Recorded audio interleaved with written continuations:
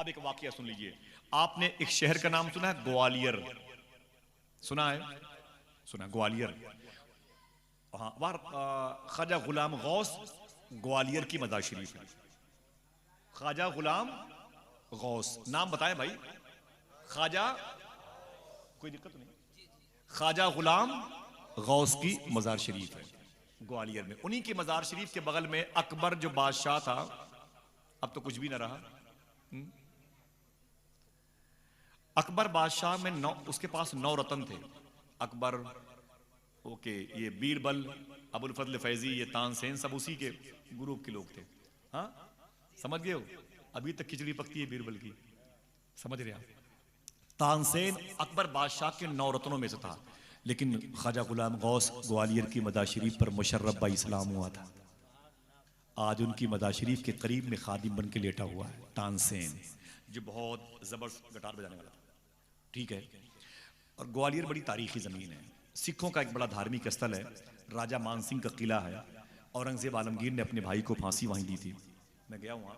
तो ख्वाजा गुलाम गौस ग्वालियर वहीं पे लेटे हुए हैं। अब इस बात को वादा करो अपनी बहन बेटियों को बताओगे इंशाअल्लाह?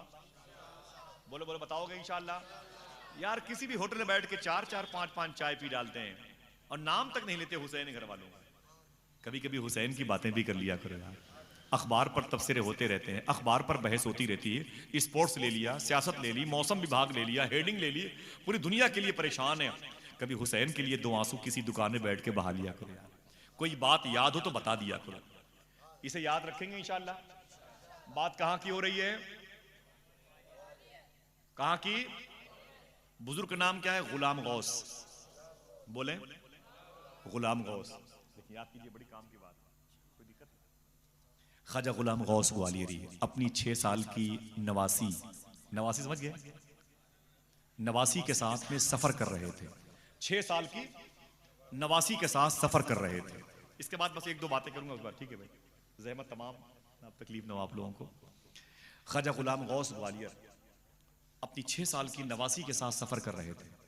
डाकुओं ने हमला कर दिया। फरमाया जिसके पास जो सामान है बाहर करो। ख्वाजा गुलाम गौस ने फरमाया खबरदार कोई मुजाहमत ना करे, अपना अपना सामान सब लोग दे दो। सब लोगों ने अपना अपना सामान उठा के दे दिया। ख्वाजा गुलाम गौस की जो 6 साल की नवासी थी, जिसे आप नतनी कहते हैं, है ना, ऐसे कहते हैं हिंदी में, नवासी। 6 साल की नवासी के कान में सोने की बाली थी, सोने की बाली थी। 6 साल की नवासी। एक डाकू ने, एक चोर ने जब देखा कि 6 साल की गुलाम गौस ग्वालियर की नवासी के कान में सोने की बाली है, तो वो घूम के आया और उसने अपनी उंगलियां आगे बढ़ा करके 6 साल की नवासी के कान की बाली को जोर से खींचा। नाजुक लौथी फट गई, बाली उसके हाथ में, और सोने की बाली लेके भागा। जब वो सोने की बाली लेके भागा तो गुलाम गौस ग्वालियर की नवासी तड़प गई। उसने चीख करके आवाज दी, नाना बचा लीजिए। क्या कहा? नाना बचा लीजिए। क्या कहा? नाना बचा लीजिए। उसकी आवाज सुन के गुलाम गौस ग्वालियर तेजी से पहुंचे उसके पास, उसके करीब पहुंचे और करीब जाने के बाद अपनी नवासी को उठा लिया।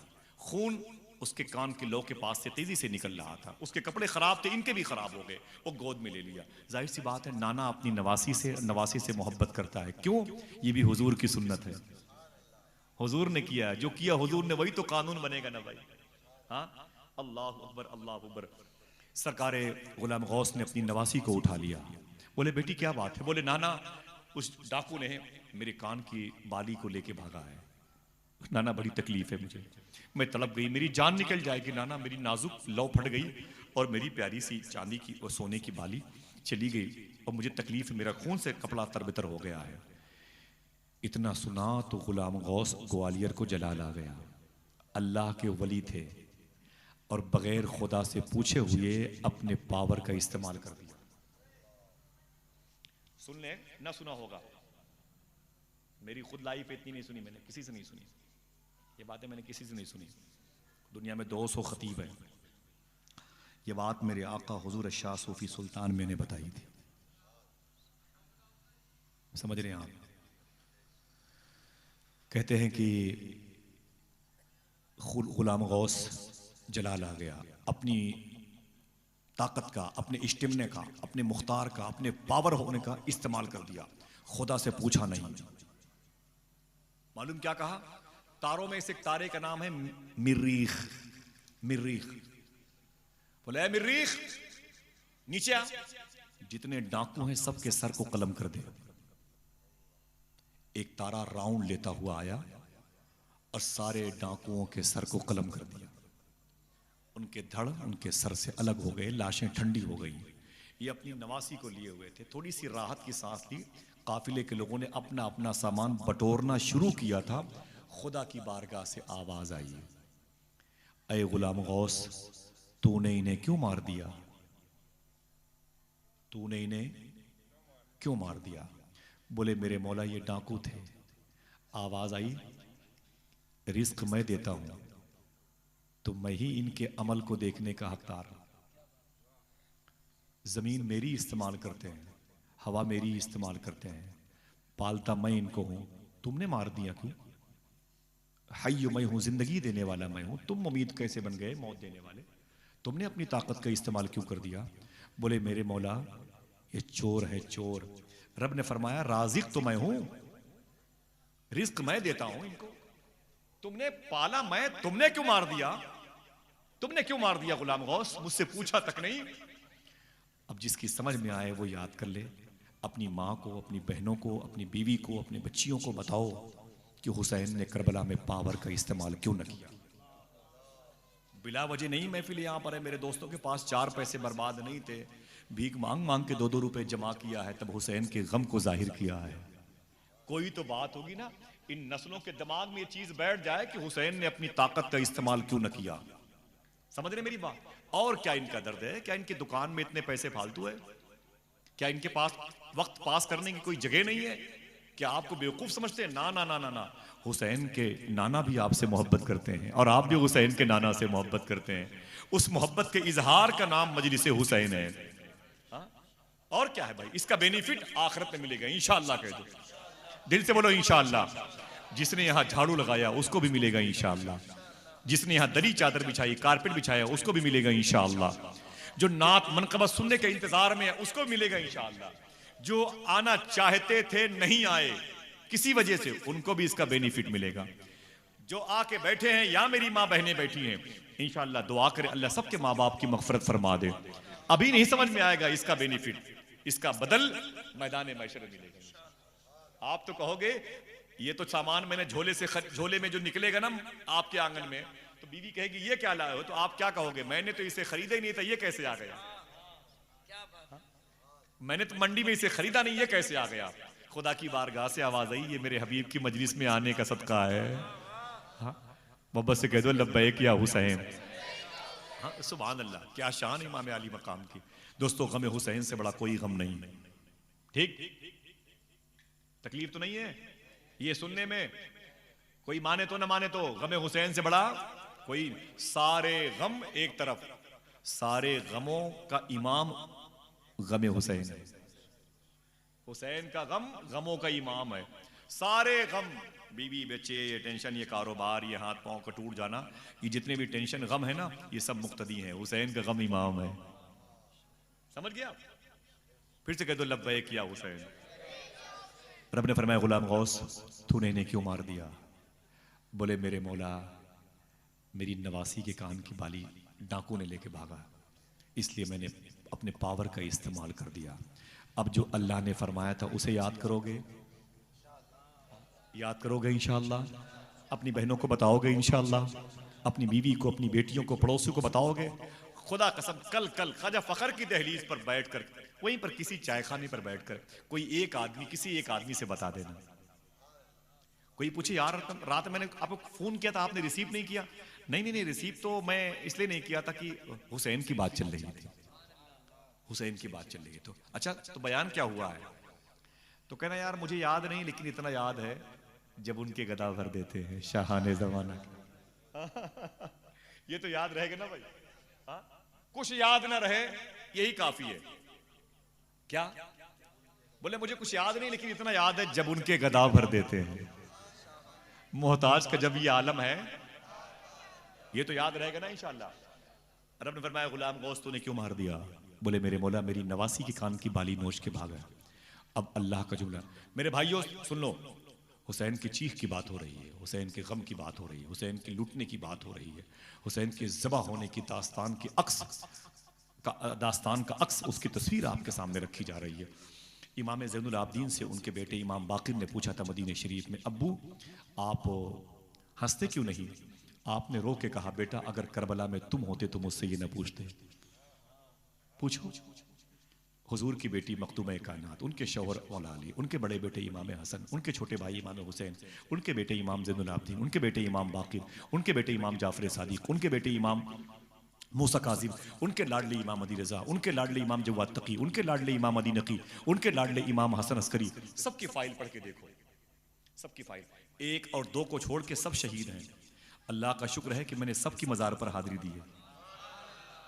12 के 12 इमाम के मज़ार, इसमें कुछ ईरान में, कुछ नजफ में, कुछ करबला में, कुछ मदीने में, कुछ काजमैन में, कुछ सामर्रा में। सामर्रा में जान पर बनाती है, इतना मुश्किल है वहां पर फातिहा पढ़ना, कब गन मशीन का फायरिंग हो जाए बहुत मुश्किल काम। लेकिन दिल कहता है कि यार क्या बात है, यहाँ मौत भी आ गई तो जिंदगी से बड़ी चीज़ है कि नहीं? इमाम अली नकी लेटे हुए, इमाम हसन अस्करी लेटे हुए, अहले बैत के गुलशन के फूल लेटे हुए। सुभान अल्लाह। दुआ करो सबकी हाजिरी हो जाए इंशाअल्लाह।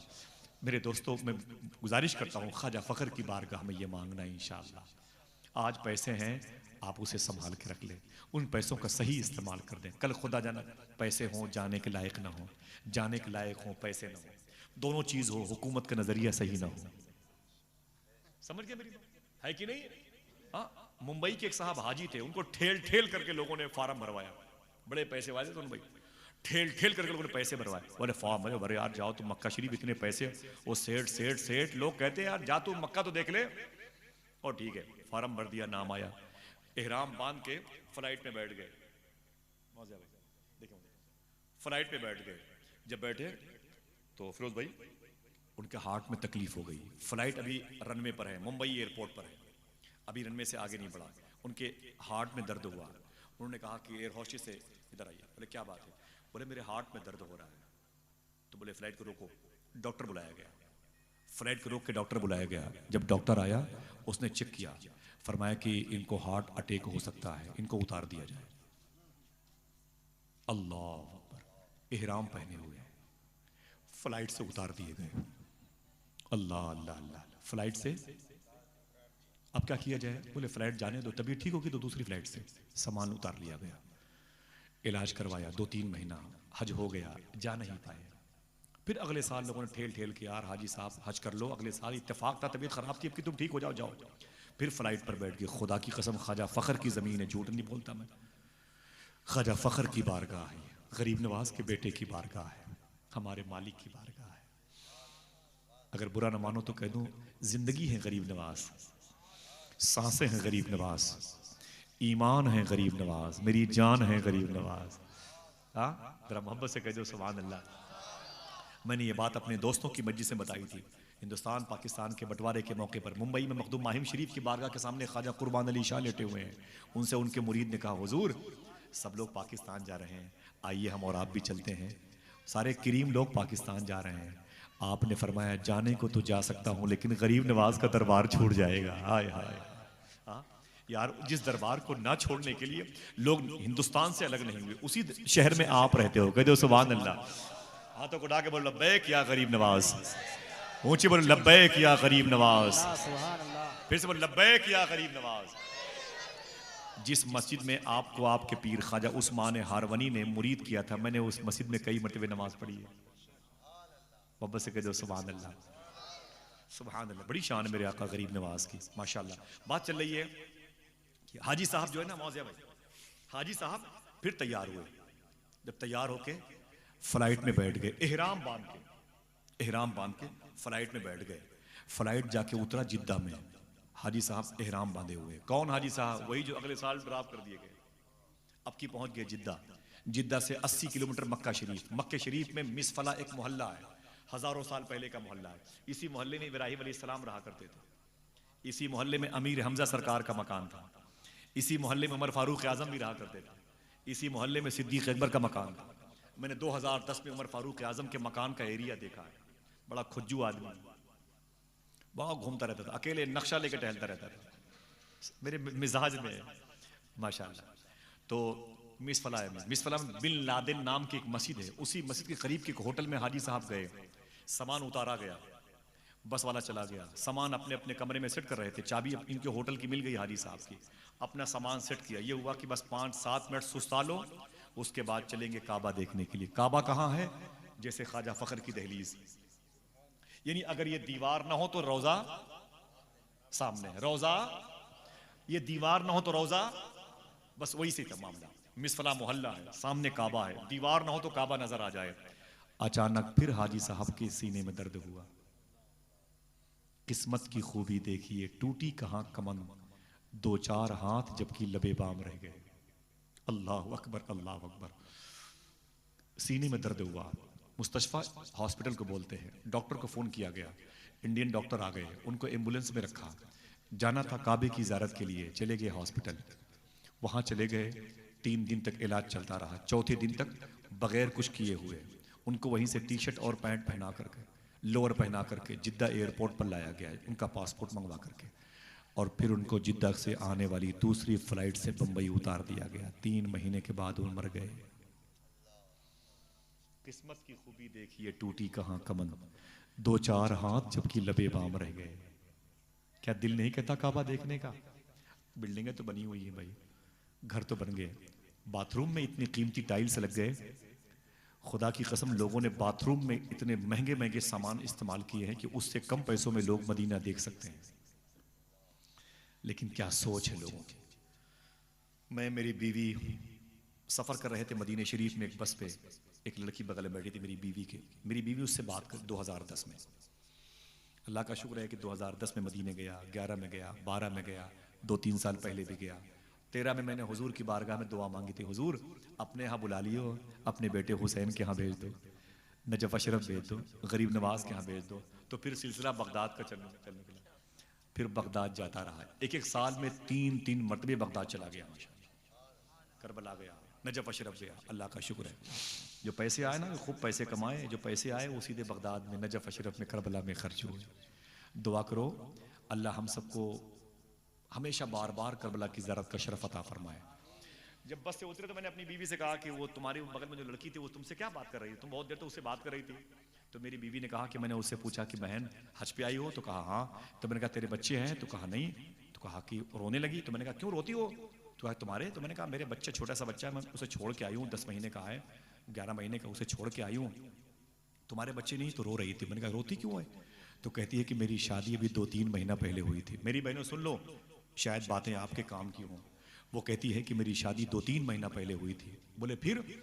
बोले मेरी शादी के 4 दिन के बाद मेरा शौहर अपनी माँ का फोटो और अपना फोटो सेट करके फॉर्म में लगा रहा था, फॉर्म में। मैंने कहा ये क्या कर रहे हो? बोले हज का फॉर्म भर रहे हैं, हम भी जाएंगे, अम्मा भी जाएंगी। तो लड़की कहती है मैंने कहा अपने शौहर से मुझे भी लेते चलो। हाँ, काश जज्बा होता तो आप जोर से कहते सुभान अल्लाह। हाँ, लड़की ने कहा कि मुझे भी लेते चलो।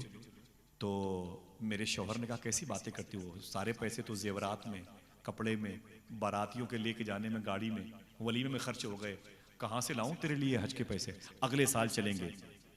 तो लड़की ने कहा ना ना ना, इम साल लेते चलो, इम साल मुझे लेते चलो। बोले पैसे नहीं है। लड़की ने सारे जेवर, मई के ससुराल के जेवर के बॉक्स ला के रख दिए। कहा तुम शरीयत की बात करो, ये बताओ कि इनका मालिक कौन है, तेरा बाप कि मेरा बाप? लड़का पढ़ा लिखा था, उसने कहा इन जेवरात का मालिक न तेरा बाप है न मेरा बाप, न तेरी माँ है न मेरी माँ, न मैं हूँ न कोई और। बोले फिर?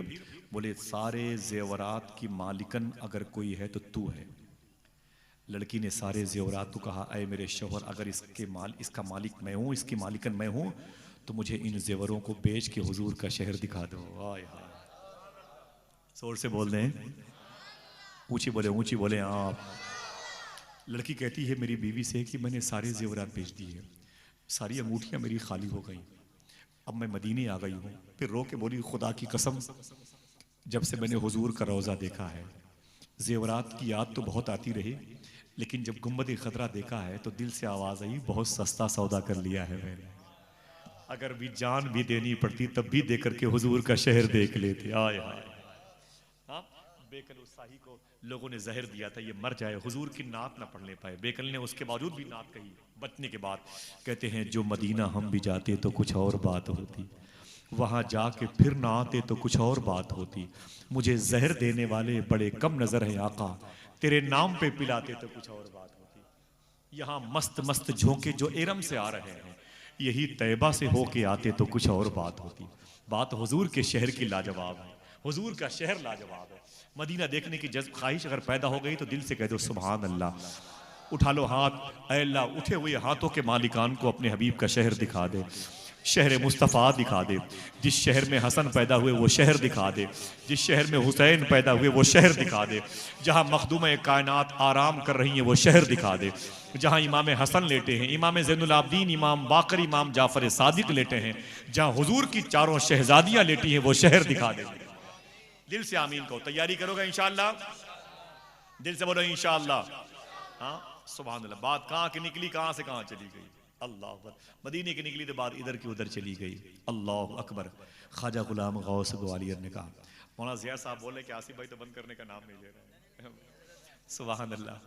इमाम हैं, मुक्तदियों के बारे में कुछ भी सोच सकते हैं कि नहीं। भाई बुलाया है, इतने अच्छे लोगों से मुलाकात कराई है तो भी सदा तो मिलेगी। अल्लाह ताला आप सबको सलामत रखे। दिल बड़ा खुश हुआ खुदा की कसम आप सबको देख करके। मैं ये सब नहीं करता, दो चार लोगों के सामने बैठ के छोटी छोटी बातें करता हूँ। अल्लाह का शुक्र है, अल्लाह ने अपने हबीब के ज़िक्र की तौफीक अता फरमाई है। अल्लाह हम सबको सच्ची तौबा की तौफीक अता फरमाए। दिल कहेगा तो एक आखिरी बात 2-3 मिनट में करके ख़त्म कर दूंगा। मुझे नातें सुनने की ख्वाहिश है, ज़्यादा वक्त मैंने आपका लिया, मादरत चाहता हूँ। गुलाम गौस से रब ने कहा, गुलाम गौस तूने इन डाकुओं को क्यों मार दिया। रो के बोले, मेरे मौला इन डाकुओं में से एक डाकू ने मेरी नवासी की कान की बाली नोच के भागा है। मेरी नवासी ने कहा नाना बचा लीजिए। अब जिसका दिल कहे इस आवाज को सुन के बोलेगा वो याद रखे, इंशाअल्लाह याद रखेंगे। खुदा की बारगाह से आवाज आई, मेरे भाइयों सुनो, खुदा की बारगाह से आवाज आई, ऐ गुलाम गौस क्या बोला, मेरी नवासी की आवाज पर मैंने लब्बैक कहा है। अगर किसी नवासी की आवाज पर नाना को इतनी जल्दी लब्बैक कहना चाहिए था तो फिर सबसे पहले मेरी ज़ैनब की आवाज पर मेरे मदीने वाले हबीब को लब्बैक कहना चाहिए था। हाय हाय हाय, वहां तो मेरा हबीब भी खामोश था, अली भी खामोश थे, मखदूम कायनात भी खामोश थी, मेरे हबीब का बेटा हसन भी खामोश था। हाँ, तुमने अपने पावर का इस्तेमाल कर दिया। रो के बोले, मेरे मौला मुझसे खता हो गई।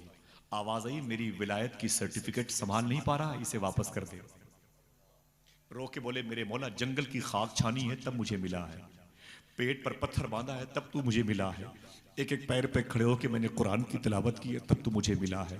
मेरे मौला मैंने रात को रात न समझा, दिन को दिन न समझा, तब तू मुझे मिला है। बड़ी मुश्किल से ये दोस्ती की सर्टिफिकेट मुझे मिली है। तूने मुझे अपना दोस्त अपना वली कहा, दोस्ती की सर्टिफिकेट न छीन।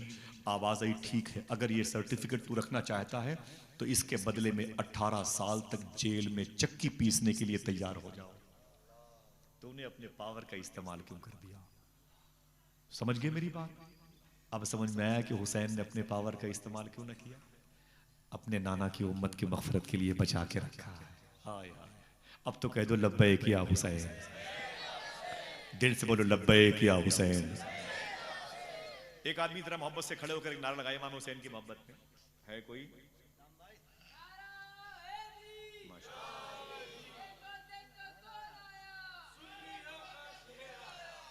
सुभान अल्हम्दुलिल्लाह रब्बिल आलमीन। अल्लाह ताला हुसैन की मोहब्बत अता फरमाए। हुसैन का जिक्र किया करो, कभी हुसैन के नाम पर रोया करो, कभी तकिए पे 2-4 आंसू बहा लिया करो। समझ गए मेरी बात। अगर इजाजत दो तो आखिरी बात कर लो।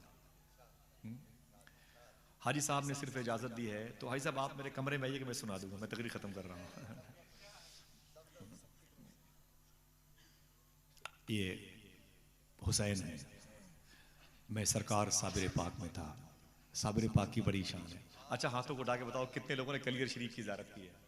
अब माशाअल्लाह माशाअल्लाह। अच्छा जो लोग बाहर बैठे हुए भाई, आप लोगों में से किसी ने कलियर शरीफ देखा है? मेरे 2 भाई हैं उधर, 3 हैं, 4 हैं, 5 माशा 6 7, सुभान अल्लाह। जरा हाथों को उठा के बोलो हक साबिर या साबिर। मैं बहुत मोहब्बत करता हूँ, अल्लाह का शुक्र है साबिर पाक से। हाँ बगदाद शरीफ में था तो पड़ोसी मुल्क के बड़े अजीम बुजुर्ग मुल्क है, साबिर पाक की चली बात तो रात भर चली। हजरत साबिर पाक की बात चली तो रात भर चली। बगदाद शरीफ में बाबू शेख के बाहर वो एक अब्बास की दुकान है, वहीं चाय और हुक्का चलता रहता है, और रात भर बात चली तो साबिर पाक की। मैंने कहा वाह गौस पाक वाह, कैसे कमाल का बेटा पाया, गरीब नवाज। अजीब शान है साबिर पाक के। वक्त नहीं वरना बताता माशाल्लाह। जरा मोहब्बत से कह दो हक साबिर या साबिर, हक फरीद या फरीद। मेरे इमाम का यही तो मिशन था बरेली के ताजदार का, अपने असलाफ से मोहब्बत करो, जिन लोगों ने दीन दिया है उनके एहसान को भूलो मत, है कि नहीं है? सुभान अल्लाह। वहां मैं गया था साबिर पाक की बारगाह में, तो एक किताब थी दास्तान अली अहमद साबिर पाक। उस किताब में एक वाकया लिखा, उसी वाकये को बयान करना बस, बाद में खत्म, ठीक है? फिर मैं आपके कदमों के नीचे बैठ के नाते पाक सुनना चाहूंगा, इंशाअल्लाह बातें खत्म हो जाएंगी। कशफुल ग़ुयूब के हवाले से एक वाकया लिखा, बता दूं जरा? माशाअल्लाह। कशफुल ग़ुयूब के हवाले से इमाम जाफर सादिक, इनके नाम से कूंडा की नियाज होती। आप क्या होती है? हाँ, कूंडे की नियाज होती है ना, इमाम जाफर सादिक के नाम से होती है ना, माशाअल्लाह। जरूर होती रहा करो। इमाम जाफर, आपकी मज़ार शरीफ मदीने शरीफ में है। कहाँ है? मदीने शरीफ में। कोई बात नहीं बेटे। इमाम जाफर सादिक जो है, वो लोग आ रहे हैं जा रहे हैं, रास्ता है। इमाम जाफर सादिक फरमाते हैं कि एक दिन मैंने ख्वाब में हुजूर को देखा। कशफुल ग़ुयूब के हवाले से वाक़या लिखा हुआ है, बड़ी बात काम की है। कशफुल ग़ुयूब के हवाले से वो कहते हैं मैंने ख्वाब में अल्लाह के नबी सल्लल्लाहु अलैहि वसल्लम को देखा। सुभान अल्लाह। तो कहते हैं हुजूर को ख्वाब में देखा है। हाथ उठाओ ना, कि आप लोग मिल के बताओ किसी ने देखा है तो सबके हाथ नीचे हो जाए। यार जिसने देखा है वो कितने कमाल का था। सुभान अल्लाह। मोहब्बत से कह दो सुभान अल्लाह। तो इमाम जाफर सादिक कहते हैं मैंने हुजूर को देखा, एक महफिल सजी हुई है, महफिल पे सन्नाटा है, हुजूर के घर के सारे लोग बैठे हुए हैं, हुजूर सल्लल्लाहु अलैहि वसल्लम खामोश बैठे हुए हैं। इधर देखिएगा भाई, मैं कोई जोक से नहीं बयान कर रहा हूँ, मैं लतीफ़े नहीं बयान कर रहा हूँ, ठीक है? सुने आप, हुसैन का गम ये हमारी खुशी की उम्र बढ़ाता है कि नहीं? हुसैन का गम ना हो तो हमारे बच्चे मुस्कुराए ना, हुसैन का जिक्र ना हो तो हमारे बच्चे बड़े ना होने पाए, हमें पीने के लिए कोई पानी ना दे गिलास, ये हुसैन की प्यास का सदका है। समझे आप?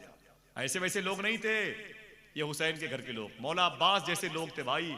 कोई आम आदमी का नाम अब्बास नहीं है। मैं इनकी मजार पर बहुत रोता हूं मौला अब्बास की। इतने लंबे थे मौला अब्बास कि जब खड़े होते थे ना तो अपना हाथ ऊंट की पीठ पे रख देते थे, इतने लंबे थे मौला अब्बास। और ताकत कितनी थी मौला अब्बास की कि सरकार नवाब अली शाह, ख्वाजा हसन शाह भैंसूरी शरीफ के खलीफा लाडले, वो फरमाते इतने ताकतवर थे मौला अब्बास कि खड़े खड़े अपने पैर के अंगूठे से अपने दुश्मन का नाम पत्थर पे लिख दिया करते थे। ताजुब नहीं है? अल्लाह अकबर अल्लाह। खड़े खड़े मौला अब्बास, खड़े खड़े मौला अब्बास अपने पैर के अंगूठे से अपने दुश्मन का नाम पत्थर पे लिख दिया करते थे। अल्लाह अकबर। जहां ये पानी लेने के लिए गए थे, कभी उस जमीन को देखेंगे आप, जब पानी लेने के लिए गए ना तो पानी की जगह पर नरमी खुनकी होती है, ठंडक होती है। आप प्यासे थे और पानी किसने मंगाया था? मखदूमा सकीना ने। किसने? मखदूमा सकीना ने। पानी के पास जाने पर कुछ ठंडक का एहसास होता है। क्या शेर कहा एक शायर ने, जब हवाओं में नमी महसूस की अब्बास ने, एहतियातन सांस अपनी रोक ली अब्बास। देर लगेगी, लखनऊ के करीब रहता हूं इसलिए कभी कभी अच्छे शेर पढ़ता हूं। एहतियातन सांस अपनी रोक ली अब्बास ने। अल्लाह अकबर। इतने लंबे थे कि ऊंट की पीठ पर अपना हाथ रख के खड़े हो जाते थे। ताकत कितनी थी कि पैर के अंगूठे से दुश्मन का नाम पत्थर पे लिख दिया करते थे। और खूबसूरत कितने थे कि आपको खानदान का चांद कहा जाता था। कमरे बनी हाशिम, कमरे बनी हाशिम, हाशिम खानदान का चांद अब्बास, हाशिम खानदान का चांद अब्बास, हाशिम खानदान का चांद अब्बास। लेकिन वाया करबला, जब लुटा हुआ काफिला दमिश्क से मदीने आया तो रास्ते में करबला में ठहरा था। मखदूमा सकीना सब कब्रों पे जाकर रो रही थी, मखदूमा ज़ैनब उम्मे रुबाब शहर बानो। अचानक मौला अब्बास की मज़ार शरीफ पर गई, छोटी सी कब्र थी मौला अब्बास की। मखदूमा सकीना ने गाइड से कहा ये छोटी सी कब्र किसकी है? तो गाइड ने कहा अय मखदूमा ये कब्र चचा अब्बास की है। आप तड़प गई, फरमाई कि मेरा चचा अब्बास तो सबसे खूबसूरत था, सबसे लंबा सर्वकद जैसा था, वो अजीम लंबे चौड़े बदन का आदमी था मेरा चचा, इतनी छोटी सी कब्र उसकी। तो गाइड ने रो के कहा, यजीदियों ने उनके जिस्म के इतने टुकड़े किए हैं कि झोले में रख करके लाश दफनाई गई है। हमें भूख लगी है, हमें प्यास लगी है, जिसके सदक़े में आज ये एहसास मौजूद है वो भी हुसैन है, हुसैन के घर वाले हैं। एक दादा के 34 पोते शहीद हुए हैं मैदान करबला में। जिसका घर उजड़ा है उससे पूछ मेरे भाई, हमारा क्या, कुछ नुकसान नहीं हुआ।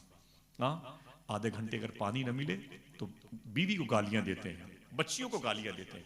कभी याद कर मेरे भाई सकीना और ज़ैनब की प्यास को, कभी गमे हुसैन में डूब तो सही, दो आंसू तकिए पर बहा तो सही, तब एहसास होगा। इमाम जाफर सादिक फरमाते, मैंने देखा अल्लाह के नबी सल्लल्लाहु अलैहि वसल्लम बैठे थे खामोशी के साथ, हुजूर के सामने हुजूर की लाडली बेटी मखदूमा, तैयबा, ताहिरा, जाहिदा, अफीफा, नूरिया, हाफिजा, कारिया, मखदूमा बीबी फातिमा रदी अल्लाह तआला अन्हा बैठी हुई थी। इमाम जाफर सादिक कहते हैं, मुझे लगा उस पूरी तस्वीर को देख करके ये करबला के बाद की कहानी है, करबला के बाद का ये ख्वाब है। कहते हैं कि मैंने देखा तो मखदूमा फातिमा रो रही थी, उनकी आंख से आंसू निकल रहे थे और उनको देख के हुजूर भी रो रहे थे। थोड़ी देर के बाद अल्लाह के नबी की शहजादी ने कहा, ऐ मेरे आका, मेरा एक बेटा हसन था जिसे आपकी उम्मत के मुनाफिकीन ने मदीने में जहर दे के मारा है।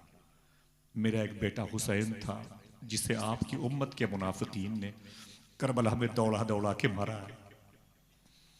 हुजूर आप तो जानते हैं ना कि जब मेरा बेटा सो जाता था तो उसे जिब्रील झूला झुलाया करते थे।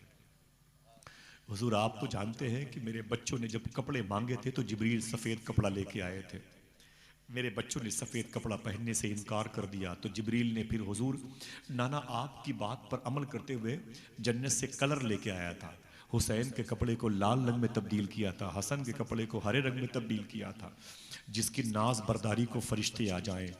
बरेली के ताजदार के सगे भाई अल्लामा हसन बरेलवी कहते हैं, बे इजाज़त जिनके घर जिब्रील भी आते नहीं, कद्र वाले जानते हैं कद्र शान अहले बैत। अपना सौदा बेच के बाजार सुना कर गए, कौन सी बस्ती बसाई ताजिराने अहले बैत। अल्लाह सर शहीदाने मोहब्बत के है नेज़ों पर बुलंद, और ऊंची की खुदा ने इज्जो शान अहले बैत।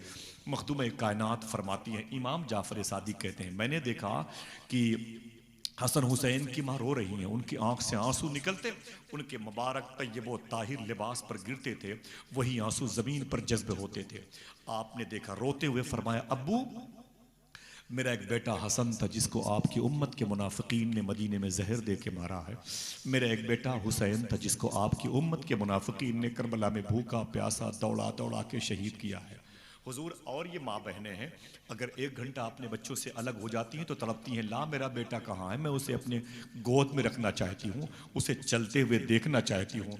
अब्बू मैं भी तो एक फितरी तौर पर एक औरत हूँ, मुझे भी अपने बच्चों को देखने की ख्वाहिश होती है, मैं भी ज़मीन पर अपने बच्चों को चलते हुए देखना चाहती हूँ। कहाँ जाऊँ, किसको देखूँ, लूट तो लिया जालिमों ने मेरे ख़ानदान को, बड़ी बेदर्दी से मेरे बच्चों को शहीद किया है मैदान करबला में। अब्बू जैसे सारी माएँ अपने बच्चों को ज़मीन पर चलते हुए देखना चाहती हैं, मैं भी ज़मीन पर अपने बच्चों को दौड़ते हुए खेलते हुए मुस्कुराते हुए देखना चाहती हूँ। इतना कहा तो हुजूर रोने लगे।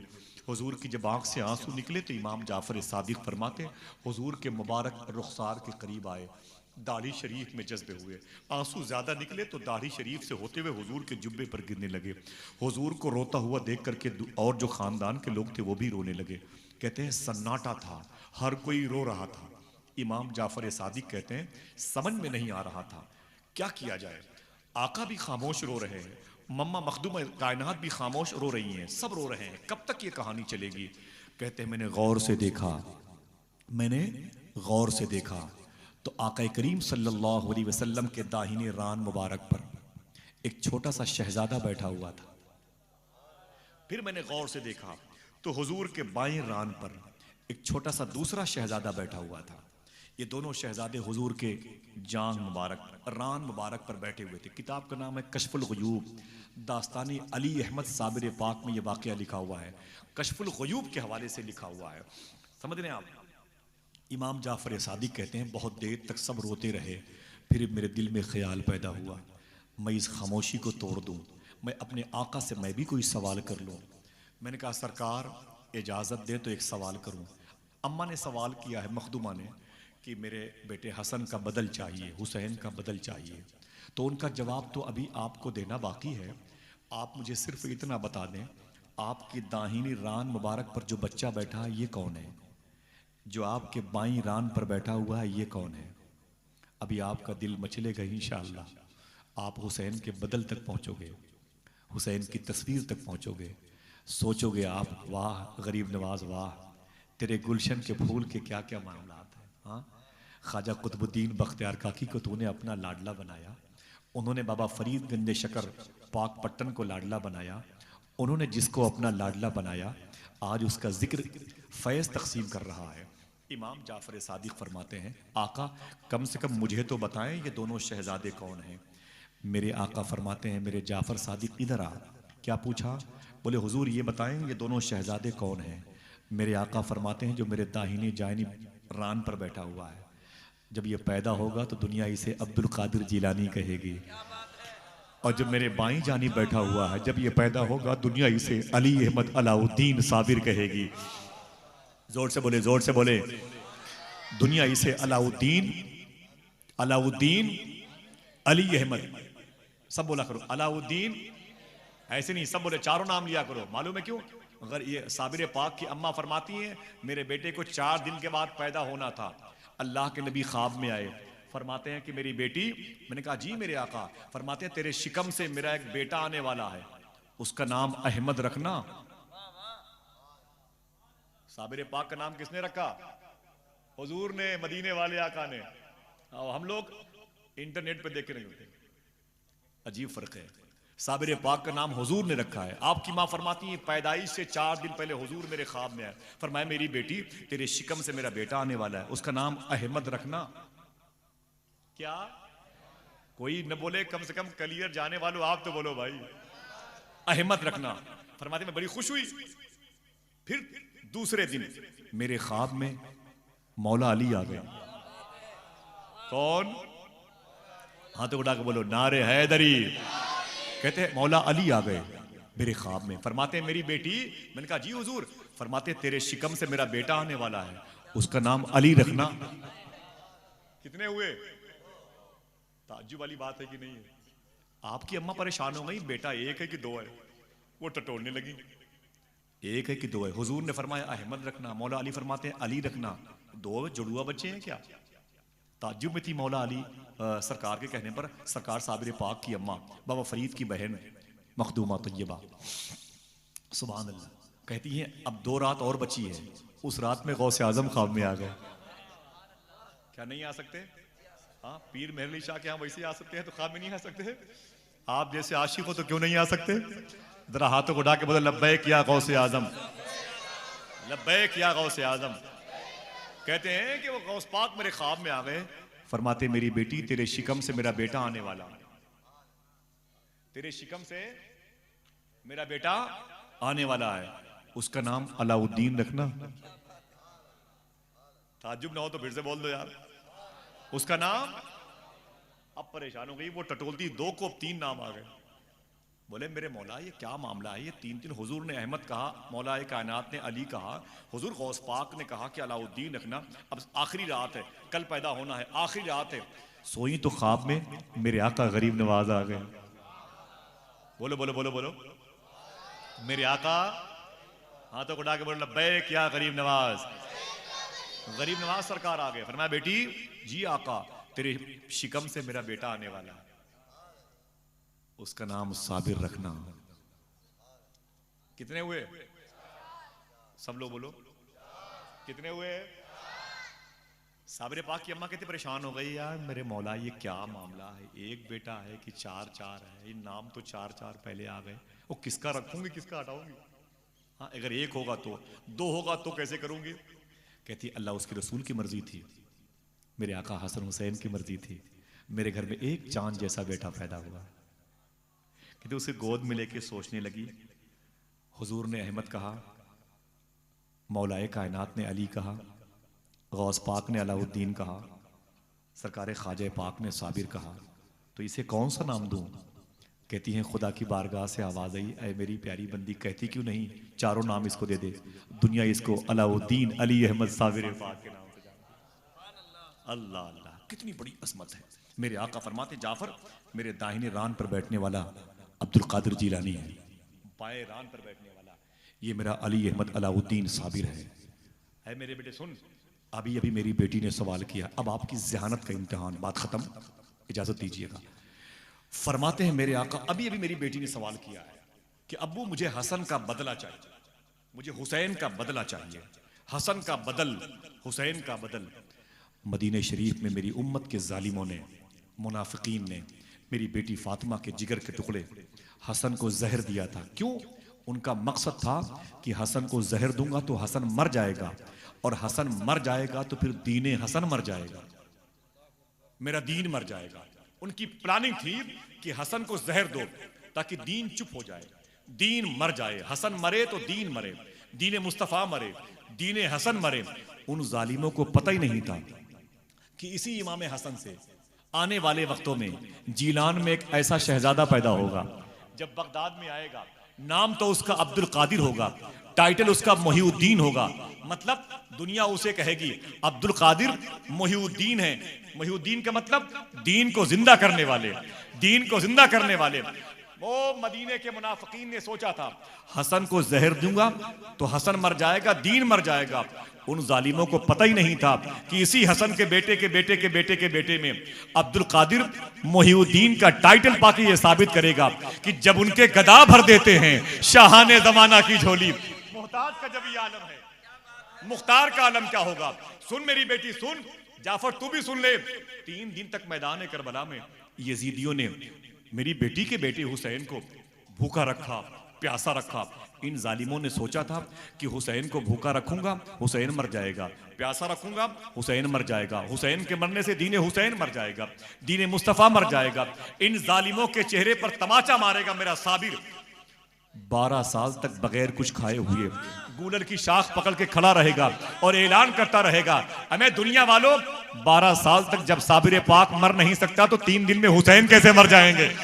जब उनके गदा भर देते हैं, मोहताज का जब ये आलम है, हाथों को उठा के बोलो मोहताज का जब ये आलम है, मोहताज का जब ये आलम है। अल्लाह कुरान में इरशाद फरमाता, फसल ले रब्बिका वनहर, अपने रब के लिए नमाज पढ़ो और कुर्बानी करो। अब्दुल रहमान फैजी ने सही कहा था, उम्मुल किताब सीने में बाहर हुसैन है, दोशे नबी है रहल सी जिस पर हुसैन है, सजदे में है तो शरह फसल ले रब्बिका, गर्दन कटा के मानिए वनहर हुसैन है।